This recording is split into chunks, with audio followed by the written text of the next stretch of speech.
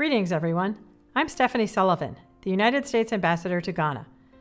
I'm speaking to you from my home in Accra to mark July 4th, U.S. Independence Day. Before I talk about American independence, I'd like to start by commending the government and people of Ghana for your resiliency during the COVID-19 pandemic. The United States has been honored to partner with you in our common effort to combat this disease. Together, we will achieve the shared goal of emerging healthier, stronger, and more united. Today, we observe the signing of the Declaration of Independence by a group of American patriots 244 years ago. Although what we celebrate today is not independence per se, but rather freedom, the freedom to think independently, the freedom to speak our mind without fear, the freedom to assemble peacefully, and the freedom to worship as we wish. Declaring independence from the British Crown was a means to an end, not an end in itself. It was a bold action, and it represented an ideal, thought radical at the time, that we are all created equal and endowed by our Creator with certain unalienable rights, that among these are life, liberty, and the pursuit of happiness.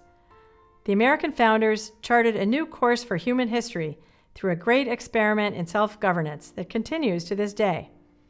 Many countries over the past 2 centuries have found in the American experience the inspiration to free their own people from oppression and tyranny.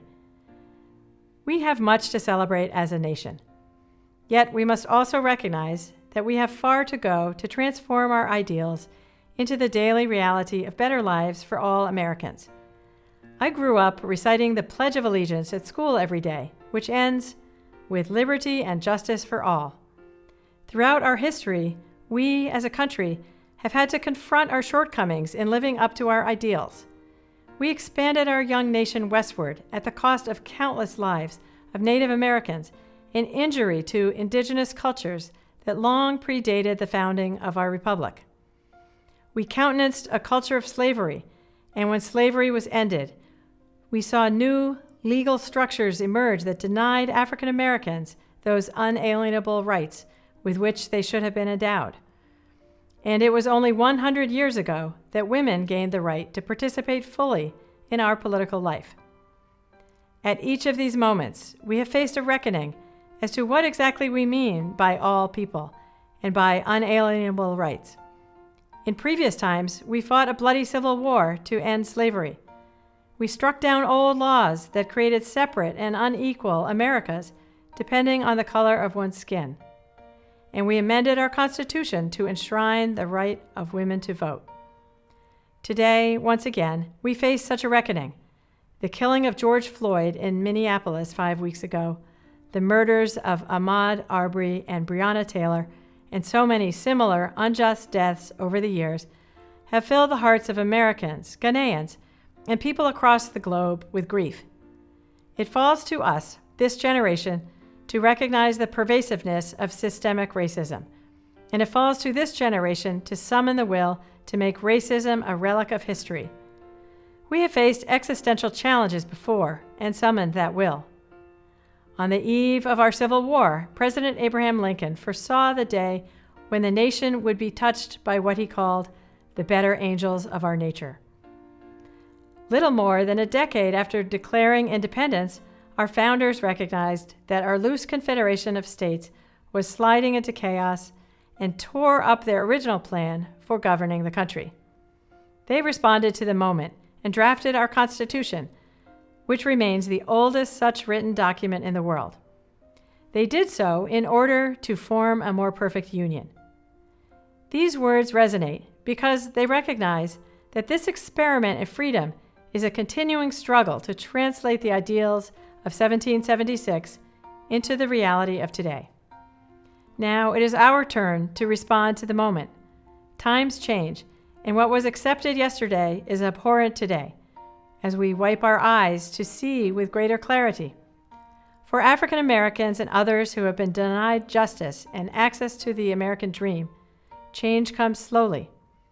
We can and must do better. The arc of the moral universe is long, Martin Luther King Jr. said, but it bends toward justice. However, it does not bend of its own accord. It bends by the collective will of a nation acting in unity of purpose. It calls for a diverse people working together. Indeed, inscribed on the Great Seal of the United States is our national motto, E pluribus unum, out of many, one. Here in Accra, I can see that Ghanaians appreciate this sentiment as well. Ghana has known its own divisions, yet time and again it has summoned the will to work together across ethnic lines, religious faiths, and political affiliation for the common good. We hear that message in the second stanza of Ghana's national anthem. To thee we make our solemn vow, steadfast to build together a nation strong in unity. To all of you hearing this message today, I wish for you those three pillars of democratic society: life, liberty, and the pursuit of happiness. And let me add a fourth wish, that all of you will be champions for justice, active participants in your democracy, and unwavering voices in your commitment to the fullness of freedom for all people everywhere. God bless America, God bless Ghana, and a very happy 4th of July to you all.